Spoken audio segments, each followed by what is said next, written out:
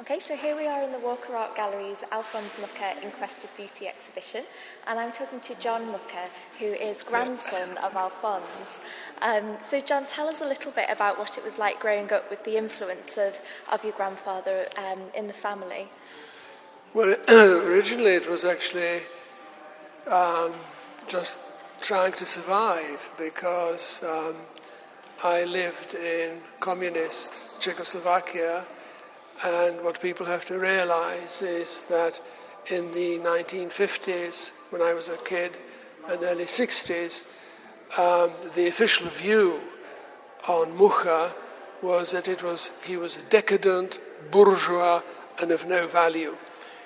Apart from that, in the early 1950s, my father, falsely accused of espionage, was in jail.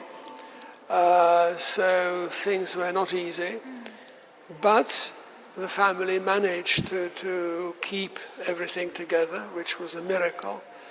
And so it was always sort of in the background. But in terms of how people perceive Mucha today, that didn't really exist. And it was only in the 1960s when, in fact, through England, there was a man called Brian Reed, and he worked for Victoria and Albert Museum, and it was the beginning of flower power, and Art Nouveau was coming back. And Brian Reed knew my father during the Second World War. My father was involved in Battle of Britain. And so he got in touch with my dad, and it is in the early 1960s that suddenly there is this extraordinary exhibition at the Victoria and Albert Museum, which suddenly relaunched Mucha. Well, I was a teenager then, and of course, teenager, and particularly, with Liverpool, the Beatles, and everything else. So it started becoming having more impact on the family, and that's also the time when my father finally is able to start organizing exhibitions in Japan and across Europe, and so the knowledge of Mucha and his fame starts spreading again. But as a kid, basically, you just grew up in the house with lots of things, lots of dusting, lots of tidying up. It was just an ordinary life, really. Yeah. Yes. Did you see much of his work growing up? Was it ever? Yes, the house where we live in Prague he didn't actually live there. What happened was that in 1950, the family villa was confiscated by the communists. We were thrown out, but we managed to find accommodation, which is in a wonderful house. It doesn't belong to us, it belongs to the church.